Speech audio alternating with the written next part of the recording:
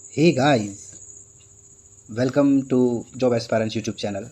एक बार फिर से मैं यूट्यूब के इस प्लेटफॉर्म पे जॉब एस्पायरेंट्स यूट्यूब चैनल पे मैं आप सबका फिर से स्वागत करता हूं। और जैसा कि मैंने प्रॉमिस किया था कि मैं 5000 क्वेश्चंस आपको इम्पोर्टेंट क्वेश्चन जो होंगे SSC, railway, NTPC, group D या स्टेट पुलिस या पीईटी, उन सब के लिए जो इम्पोर्टेंट क्वेश्चन है वो सीरीज़ में आपको देने वाला हूँ। 5000 क्वेश्चंस मैं दूंगा। लगभग 30-40 वीडियोस मेरी इस टॉपिक पे आएंगी। मिक्स्ड जीके क्वेश्चंस रहेंगे और जीके जीएस क्वेश्चंस ये रहने वाले हैं। बहुत इंपॉर्टेंट क्वेश्चन होंगे। आप ध्यान से पूरा लेक्चर सुनना और चीज़ों को लिखने की कोशिश करना, ठीक है। और देखना, आपको बहुत सारी चीज़ें समझ में आने वाली हैं और मैं बहुत डीपली भी चीज़ें बताऊँगा, ठीक है। तो चलिए शुरू करते हैं। हमारा पहला क्वेश्चन है, अर्थशास्त्र में यानी इकोनॉमिक्स में, अर्थशास्त्र में नोबेल पुरस्कार की स्थापना किसके द्वारा की गई थी? अर्थशास्त्र में नोबेल पुरस्कार की स्थापना किसके द्वारा की गई थी? तो जो ऑप्शन बी है अपना, ऑप्शन बी है central bank of Sweden. Central bank of Sweden के द्वारा, सेंट्रल बैंक ऑफ स्वीडन के द्वारा नोबेल पुरस्कार की स्थापना की गई थी, ठीक है। नोबेल पुरस्कार जो है 6 भागों में, 6 उसमें दिया जाता है। उनके टाइप्स में बता दूंगा किन चीज़ों में नोबेल पुरस्कार दिया जाता है। तो इसकी व्याख्या हमारे सामने ये है। अर्थशास्त्र के लिए नोबेल पुरस्कार की स्थापना 1968 में स्वीडन के सेंट्रल बैंक की 300वीं वर्षगांठ पर चंदे के रूप में दी गई थी, ठीक है। ऑप्शन ए जो है हमारे पास जो है अल्फ्रेड नोबेल, इनके नाम पर ये दिया जाता है, ठीक है। ये स्वीडन के निवासी थे, रसायनज्ञ थे और यानी केमिस्ट थे, मतलब केमिस्ट्री से इन्हें नॉलेज थी और इंजीनियर भी थे। इनके नाम पे लगभग 300 इन्होंने आविष्कार भी किए थे और डायनामाइट का आविष्कार इन्होंने, विस्फोटक है ये डायनामाइट, इसका आविष्कार किया था, ये तुम्हें याद रखना है। और नोबेल पुरस्कार की जो स्थापना 27 नवंबर 1985 में हुई थी, लेकिन जो नोबेल प्राइज़ देते हैं वो 1901 से इसकी शुरुआत की गई थी, ये तुम्हें याद रखना है। 1901 में इसको यहाँ से शुरुआत हुई थी, ठीक है। और किन क्षेत्र में दिया जाता है? शांति के क्षेत्र में दिया जाता है, साहित्य के क्षेत्र में, भौतिकी क्षेत्र में, रसायन क्षेत्र में, चिकित्सा विज्ञान के क्षेत्र में और अर्थशास्त्र के क्षेत्र में यह दिया जाता है। और ये विश्व का सर्वोच्च पुरस्कार है। और कितनी रकम दी जाती है? $10 लाख ये रकम दी जाती है, ठीक है। ऑप्शन जो हमारे पास ये डी है, विश्व बैंक। इसके बारे में थोड़ा सा मैं बता देता हूँ। विश्व बैंक एक संस्था है। इसका उद्देश्य है अपने ग्रुप के सदस्य देशों को, जो इसके सदस्य देश हैं, कितने देश हैं अभी वर्तमान में? आई थिंक 193 हैं। इनको रिकन्स्ट्रक्शन और दोबारा डेवलपमेंट या डेवलपमेंट के लिए, उनके कार्यों के लिए आर्थिक सहायता यानी पैसे वगैरह ये देते हैं। इसका मुख्यालय कहाँ है? वाशिंगटन डीसी में। और विश्व बैंक की स्थापना कब हुई थी? 1944 में, ठीक है। तो ये तुम्हें याद रखना है। अगर मैं ऑप्शन, हाँ यही ऑप्शन है उसके, और कोई नहीं है। अगले क्वेश्चन पे हम चलते हैं, ठीक है। तो चलिए अगला क्वेश्चन है हमारा, ज्ञानपीठ पुरस्कार से सम्मानित होने वाली प्रथम महिला कौन थी? देखो, ज्ञानपीठ पुरस्कार से सम्मानित होने वाली प्रथम महिला कौन थी ये हमें बताना है। हालांकि जो ये जो चारों ऑप्शन है हमारे पास, चारों को ज्ञानपीठ पुरस्कार मिला हुआ है, लेकिन अगर ऑप्शन डी की मैं बात करूं तो इन्हें ज्ञानपीठ पुरस्कार मिला था। सबसे पहला ज्ञानपीठ पुरस्कार इन्हें ही मिला था, आशापूर्णा देवी को 1976 में। और ये साहित्य का सबसे बड़ा पुरस्कार है, ये तुम्हें याद रखना है। साहित्य का सबसे बड़ा पुरस्कार है। साहित्य में भारत की जो 8वीं अनुसूची है, कितनी, कौन सी, जो हमारी संविधान की 8वीं अनुसूची है, इसमें 22 भाषाएं हैं। इनमें से किसी भी भाषा में कोई भी लिखता होगा उसे साहित्य का ये पुरस्कार मिल सकता है, वह इसके पात्र है। मतलब इसमें 11 लाख रुपए और एक प्रशस्ति पत्र और एक कांस्य की मूर्ति दी जाती है, ये तुम्हें याद रखना है। चलो तो मैं इनके बारे में आपको बता देता हूँ।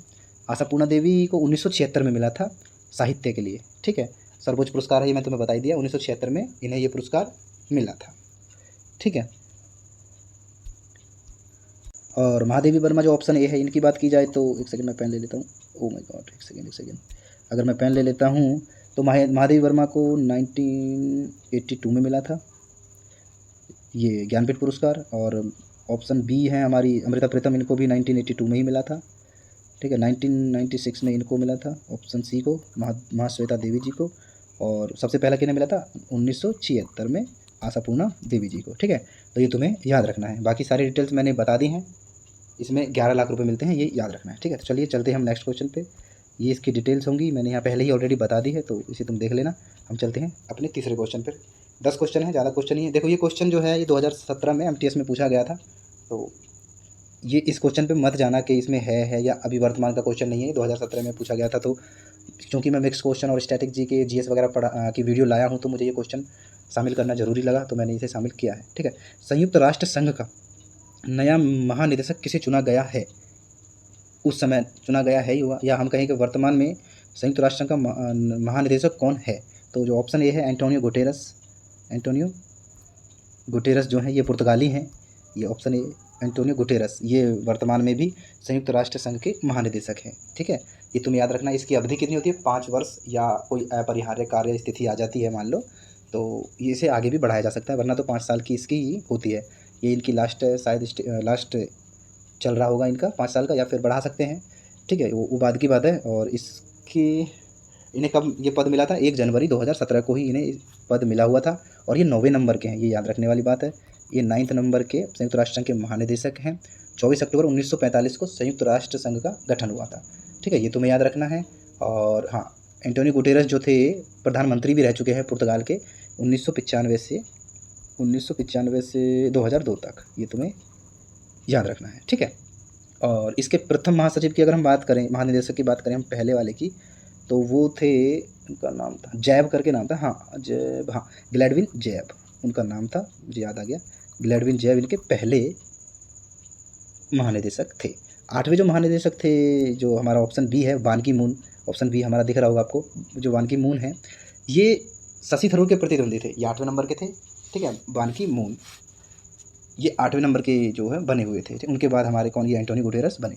ऑप्शन जो सी है, लुइस हैमिल्टन, ये फार्मूला 1 के रेसिंग के ब्रिटिश ड्राइवर है। मतलब इंग्लैंड, ब्रिटिश के, इंग्लैंड के मान लो। वैसे इंग्लैंड एक अलग कॉन्टिनेंट वो है, इसमें 3-4 देश आते हैं, वेल्स वगैरह, तो वो बात की बात है, मैं बाद में कभी बताऊंगा जब ये लेक्चर कवर करूंगा। तो लुइस हैमिल्टन फार्मूला 1 के रेसिंग ड्राइवर हैं, ब्रिटिश के हैं ये, इंग्लैंड के मतलब, तथा फार्मूला 1 के अब तक के, इस समय तक के सबसे युवा चैंपियन हैं। ठीक है, और ऑप्शन डी है जुआन मैनुअल सैंटोस। जुआन मैनुअल सैंटोस कोलंबिया के राष्ट्रपति हैं, और इन्हें शांति का नोबेल पुरस्कार भी मिल चुका है, ये तुम्हें याद रखना है। ये कोलंबिया के राष्ट्रपति हैं 2016 से। ठीक है, और ये पुरस्कार इन्हें, जो नोबेल पुरस्कार की मैं बात कर रहा हूँ, इन्हें क्यों मिला था? क्योंकि इन्होंने कोलंबिया में कोई संघर्ष चल रहा है उसके लिए बहुत सारे प्रयास किए थे। ठीक है, ये सारी डिटेल्स हैं, आप इसे पढ़ लेना। अब बढ़ते हैं अपने अगले क्वेश्चन पे। हमारा चौथा क्वेश्चन है, मोहम्मद गौरी कहाँ का शासक था? मोहम्मद गौरी कहाँ का शासक था? तो जो ऑप्शन डी है हमारा, अफगानिस्तान। मोहम्मद गौरी अफगानिस्तान का शासक था, ये याद रखने वाली बात है। इनका नाम क्या था? शिहाबुद्दीन उर्फ मुइजुद्दीन मोहम्मद गौरी।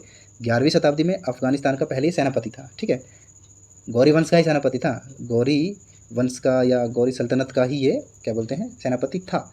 लेकिन 1192 ईस्वी में गौरी साम्राज्य का फिर ये सुल्तान बना। ठीक है, और पृथ्वीराज चौहान के साथ तराइन के मैदान में, किस मैदान में? तराइन वाले मैदान में, ये तुम्हें याद रखना है। तराइन के मैदान में इन्होंने पृथ्वीराज चौहान के संग 18 युद्ध किए थे। ठीक है, ये तुम्हें याद रखना है। ठीक है, अब अगर हम अगले क्वेश्चन अपने उस पर चलें, तुर्की। ऑप्शन ए है हमारा तुर्की। तुर्की जो है संसार का जो है मुस्लिम बाहुल्य, अकेला एक मुस्लिम बाहुल्य देश है। ठीक है, तुर्की की राजधानी क्या है? तुर्की की राजधानी अंकारा है। इसकी राजभाषा क्या है? तुर्की भाषा। इसकी राजधानी तुर्की भाषा है। और हमारा ऑप्शन बी है जो इराक की राजधानी है तेहरान, ये याद रखना है। इसकी जो मुद्रा है ईरानी रियाल है। इसे 1935 तक जो है, 1935 तक इसे फारस या पर्सिया कहा जाता था। 1935 तक इसे फारस या पर्सिया कहा जाता। अभी वर्तमान में इसे ईरान कहते हैं। ठीक है, और ऑप्शन सी है हमारा इराक की राजधानी बगदाद है। क्या है? इराक की राजधानी बगदाद है, और इसकी मुद्रा ईरानी दिनार है। इसमें 2 फेमस नदियाँ भी बहती हैं, इसका नाम है दजला और फरात। कौन सी नदियाँ हैं? दजला और फरात, ये 2 नदियाँ हैं, यहाँ पे बहती हैं। और मेसोपोटामिया की जो सभ्यता थी वो यहीं से विकसित हुई थी। ठीक है, तो चलते हैं हम नेक्स्ट क्वेश्चन पे। ये आपके सामने डिटेल्स हैं, ये मुझे सब याद हो गई हैं लगभग, तो मैंने आपको पहले ही बता दिया। ठीक है, चलते हैं हम अगले 5वें क्वेश्चन पे। मुगल काल में सर्वप्रथम किस शहर में अंग्रेज़ों ने अपना कारखाना स्थापित किया था? मुगल काल में अंग्रेज़ों ने सबसे पहले अपना कारखाना कहाँ स्थापित किया था? तो जो हमारा ऑप्शन सी है, सूरत में अंग्रेज़ों ने अपना पहला कारखाना स्थापित किया था। ठीक है, 1613 ईस्वी में जहांगीर से। वैसे तो जहांगीर उस समय शासक था, उनसे इजाज़त ली थी। जहांगीर से इजाज़त लेने के बाद इन्होंने 1613 ईस्वी में सूरत में कारखाना, इन्होंने पहला कारखाना स्थापित किया था। यहाँ पे उन्होंने क्या बनाए थे? रज़ाई गद्दे, कॉटन, मखमल के कपड़े आदि इन्होंने यहाँ पे बनाए थे, जिन्हें ये लोग लंदन एक्सपोर्ट किया करते थे। ठीक है, ये तुम्हें याद रखना है। और अगर उस समय जहांगीर परमिशन नहीं देता तो शायद अंग्रेज अपनी कंपनी को भी स्थापित यहाँ नहीं कर पाते।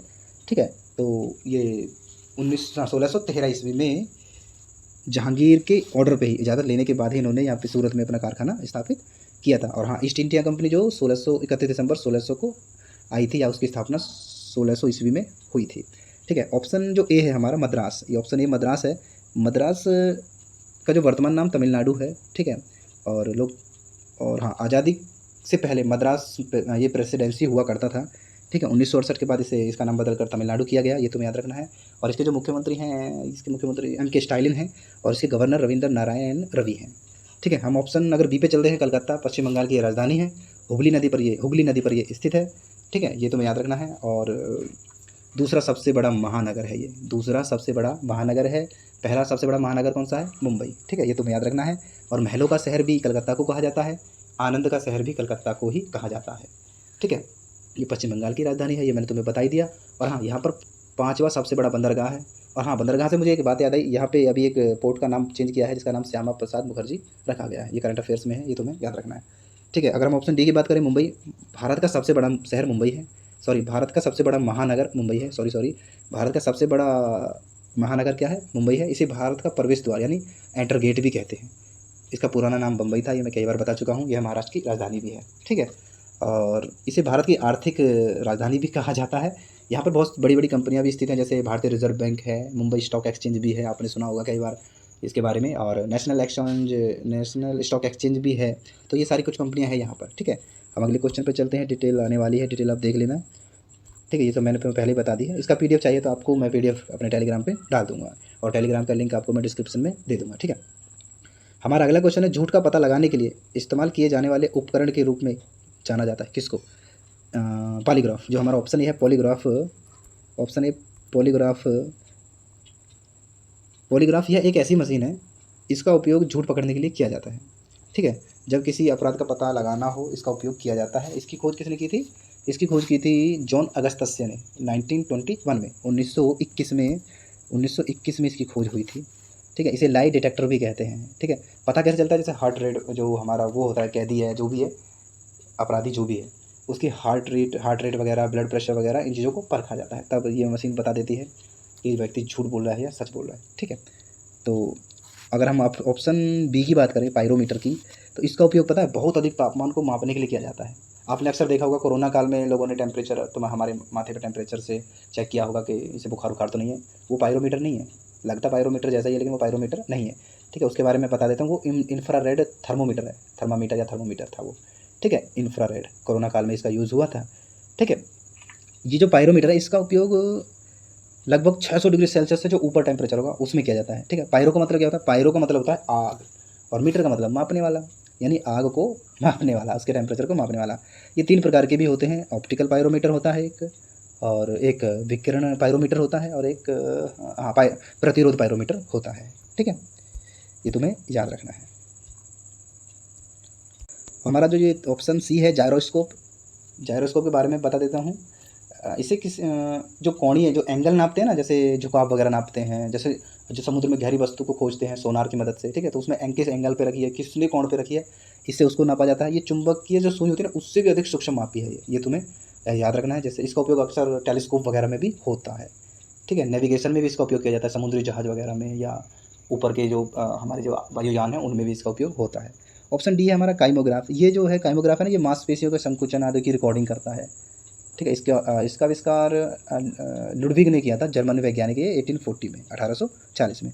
ठीक है, बढ़ते हैं हम अगले क्वेश्चन की तरफ। हमारा 7वां क्वेश्चन है, किस अम्ल के एसिड, मतलब किस एसिड के मांसपेशियों में जमा होने के कारण, यानी किस एसिड के मांसपेशियों में जमने के कारण मनुष्य को थकान महसूस होने लगती है? मनुष्य को थकान महसूस होने लगती है। तो हमारा ऑप्शन सी है लैक्टिक एसिड।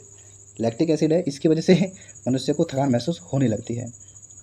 इसमें साइटोप्लाज्म अम्लीय हो जाता है। साइटोप्लाज्म क्या होता है? साइटोप्लाज्म कोशिका जो होती है ना हमारे शरीर में, कोशिका के जो झिल्ली होती है बीच वाला, वो केंद्रक होता है। कोशिका में, कोशिका झिल्ली के अंदर जो संपूर्ण पदार्थ होता है उसे साइटोप्लाज्मा कहते हैं, या कोशिका द्रव्य कहते हैं। ठीक है, ये तुम्हें याद रखना है। और कोशिका द्रव्य होता कैसा है? लगभग चिपचिपा सा आधा तरल पदार्थ जैसा होता है, और जेली नुमा रवेदार टाइप का चिपचिपा होता है, मतलब इस टाइप का कुछ होता है। और इसे साइटोप्लाज्मा जो है वो अम्लीय खट्टा टाइप का हो जाता है, जिससे भोजन का ऑक्सीकरण नहीं हो पाता। ठीक है, और मांसपेशी संकुचन रुक जाता है, इसीलिए व्यक्ति को थकान हो जाती है। आपने अक्सर देखा होगा जब हम दौड़ते हैं, दौड़ते एक समय आता है कि हमारे घुटने एकदम से दौड़ना, मतलब जो जितने स्टेप हम पहले ले रहे थे वो कम होते चले जाते हैं। या फिर किसी दिन हम जिम में जाते हैं और अगले दिन हमारे जो है मांसपेशियाँ दर्द करती हैं, वो इसी लैक्टिक एसिड के कारण ही करती हैं। ठीक है, आई थिंक आप समझ गए होंगे। हमारा ऑप्शन जो बी है, ऑप्शन ए एसिटिक एसिड जो है, एसिडिक अम्ल, यह कार्बनिक अम्ल है। ठीक है, और इसकी वजह से सिरका में खट्टापन वगैरह आता है, इसे एथेनोइक अम्ल भी कहते हैं। ठीक है। इसका उपयोग अधिकतर पीएच मान बनाए रखने के लिए किया जाता है। ये बैक्टीरिया रोधी और फंगस रोधी होता है। ठीक है। हमारा ऑप्शन जो बी है टार्टरिक एसिड, ये नेचुरली फलों में पाया जाता है। ठीक है। जो हमारा टार्टरिक एसिड है ये नेचुरली फलों में पाया जाता है। यह एक खाद्य पदार्थ है। ये अक्सर जो है विशेषकर अंगूर में पाया जाता है और पदार्थों में खट्टापन का स्वाद देने के लिए इसका यूज़ किया जाता है। जैसे ये गोलगप्पे वाले होते हैं उसमें वो टार्टरिक वगैरह ही मिला के पानी को ये खट्टा करते हैं। और सल्फ्यूरिक अम्ल SO4 अधिकतर बैटरी जो हमारे घरों के इन्वर्टर वगैरह बैटरी है जिसमें उसमें पाया जाता है। ये भी खट्टा ही होता है, हल्का क्षारीय टाइप का होता है, सॉरी। तो हम बढ़ते हैं अगले क्वेश्चन पर। हमारा अगला क्वेश्चन है, ये डिटेल है सारी मैंने पहले ही तुम्हें बता दी है, आप देख लेना इनको। क्रिकेट खेल का जन्मदाता किसे कहा जाता है? क्रिकेट खेल का जन्मदाता, ये बहुत आसान क्वेश्चन है, सबको पता होगा, इंग्लैंड को कहा जाता है। ठीक है। तो इस पर ज़्यादा डिटेल्स मैंने दी भी नहीं है शायद, मैं बस जल्दी इसके बारे में बता देता हूँ क्योंकि वीडियो लंबी हो जाएगी फिर। क्रिकेट खेल का जन्मदाता इंग्लैंड को कहा जाता है। इस पर जैसा कि आपने देखा भी होगा। और पहला टेस्ट मैच 1877 में खेला गया था इंग्लैंड और ऑस्ट्रेलिया के बीच में, और इसमें शतक भी लगा था। एक पहले ही मैच में एक ऑस्ट्रेलियन प्लेयर है चार्ल्स बैनरमैन, उन्होंने शतक लगाया था। ठीक है। और हाँ, ऑस्ट्रेलिया और इंग्लैंड के बीच एशेज़ मैच भी खेला जाता है। ये इनकी सबसे बड़ी ट्रॉफी होती है। एक हिसाब से करो या मरो वाला हिसाब होता है। एशेज़ का मतलब होता है राख, यानी जैसे किसी के शमशान से हम उसकी राख उठा के ले आए हों। बहुत ही कंट्रोवर्शियल ये सीरीज़ होती है इनकी, 5 मैचों की होती है, बहुत खतरनाक मैच चलते हैं इनके। और एक हिसाब से ये वर्ल्ड कप में उतनी जान नहीं लगाते जितना एशेज़ में लगाते हैं। ठीक है।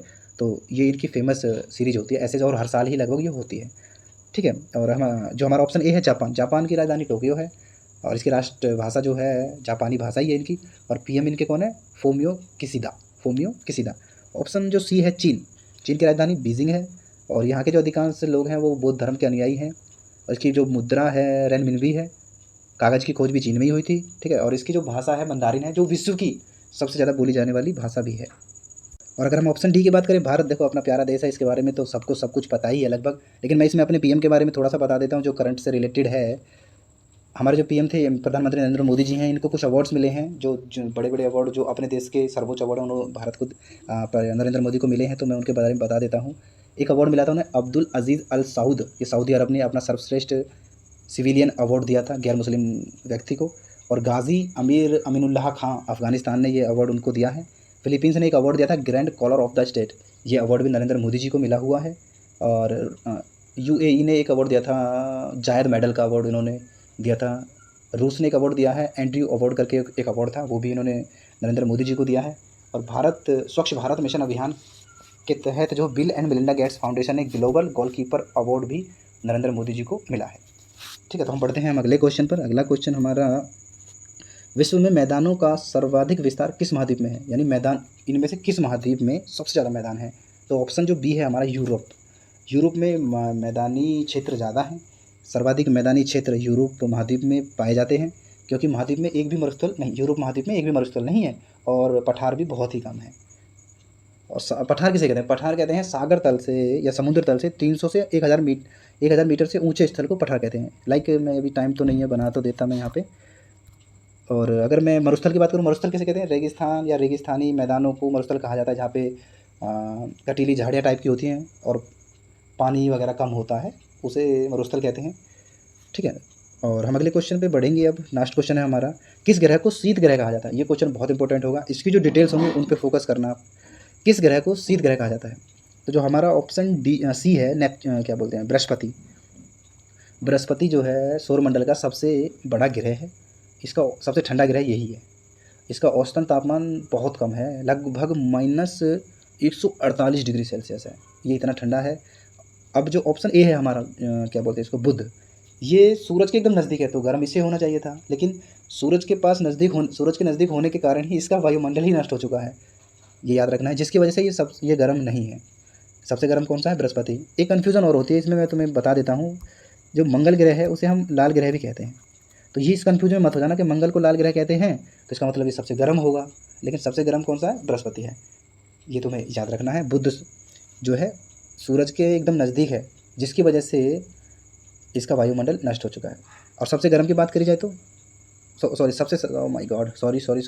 सबसे शीत कौन सा है? बृहस्पति है। सबसे गर्म की मैं बात करूँ तो शुक्र ग्रह है। शुक्र ग्रह सबसे गर्म ग्रह है, यहाँ पर CO2 कार्बन डाइऑक्साइड की अधिकता ज़्यादा है। और ग्रहों की गति का नियम किसने दिया था? जर्मनी वैज्ञानिक थे, खगोलविद थे वो, मतलब वैज्ञानिक तो थे, जोहानिस कैपलर ने ग्रहों की गति का नियम दिया था। बुध ग्रह क्यों गर्म है? क्योंकि वहाँ पे CO2 ज़्यादा है। और बृहस्पति सबसे ठंडा है, ये याद रखना है। -148 डिग्री सेल्सियस टेम्परेचर है वहाँ पे। और जो हमारा बृहस्पति है सबसे बड़ा ग्रह है, इसका जो उपग्रह है उसका नाम क्या है? उसका नाम है गैनीमेड, ये याद रखना है। हमारी पृथ्वी का उपग्रह कौन सा है? चंद्रमा। तो ये लास्ट क्वेश्चन था। नए जितने भी हैं नए स्टूडेंट्स, उनसे रिक्वेस्ट है चैनल को सब्सक्राइब कर लेना, बेल आइकन को दबा लेना। मैं मिलूँगा फिर से एक नेक्स्ट वीडियो में, तब तक के लिए जय हिंद, जय भारत। वीडियो देखने के लिए आपका बहुत बहुत धन्यवाद।